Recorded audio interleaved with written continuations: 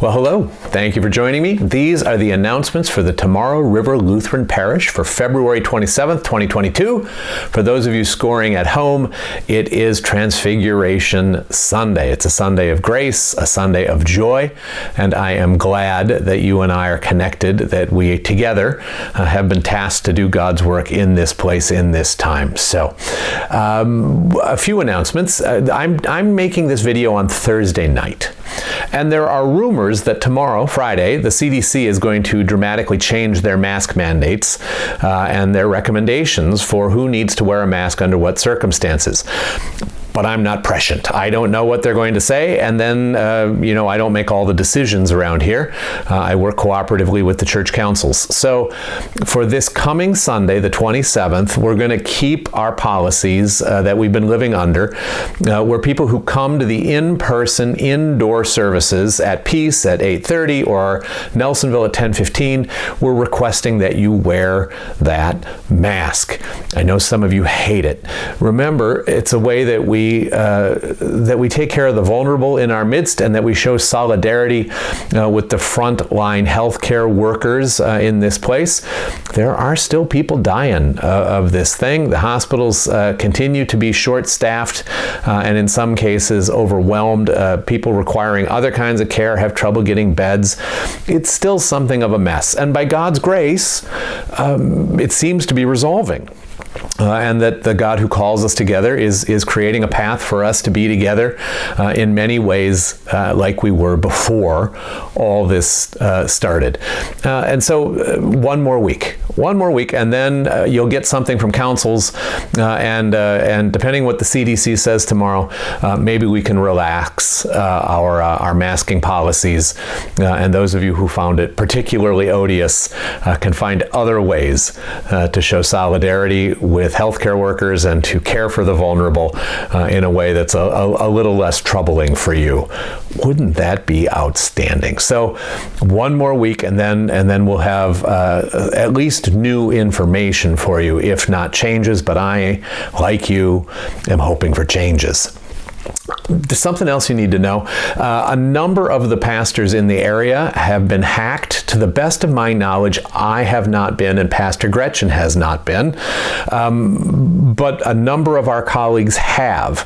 And if you get any emails that are allegedly from pastors in the community, or from the bishop, or from the synod, asking for money, or asking for gift cards, or talking about some catastrophe or some hardship and asking if you can help, it's all a lie.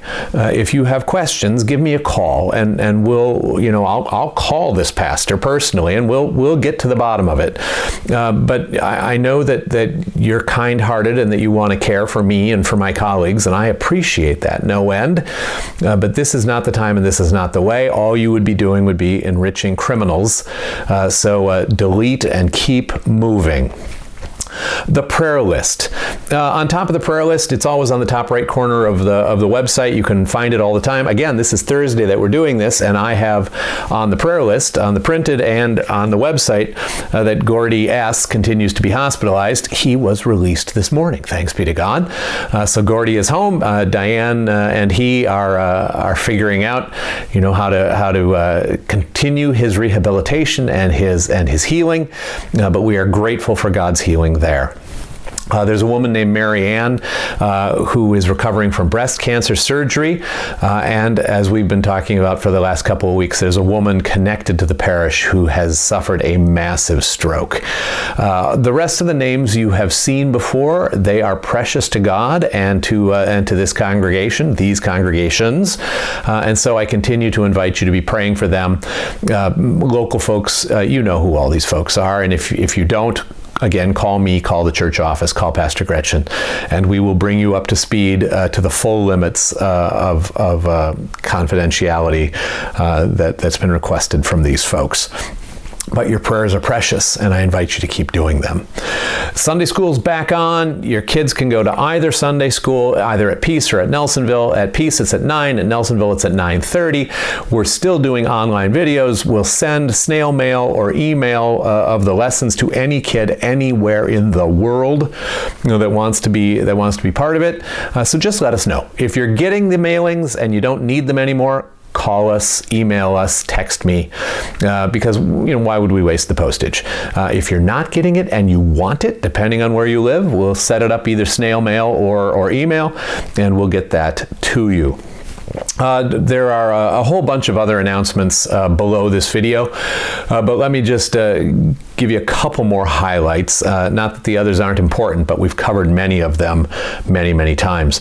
Young Blessings Preschool, the parish preschool that's housed at Peace, is having one of their annual fundraisers. This is the Pierogies fundraiser. So this is candy bars. You can load up for the year and do a good deed supporting our preschool, and so there's information below. Also, another word to those of you who have Thrivent policies. You have choice dollars that expire at the end of March, and if you don't designate them someplace, they go away. There are so many charities in the world doing wonderful work, and so if you choose to give your dollars to World Hunger or to anti-malaria campaigns or to hurricane relief, God be praised. That's a wonderful thing. We also would be honored to receive that gift, and we would do our utmost to shepherd that gift and to exercise appropriate stewardship of it, doing good things in keeping with the work that we've been called to do. So bottom line, Thrivent members, don't leave money on the table. Secondary line, we'd be happy to help you with that. I think those are the critical announcements. I hope you are well. I'm looking forward to God releasing us and being able to resume parts of our lives that we've had to put to the side. Now, remember, Ash Wednesday is coming. That is March 2nd.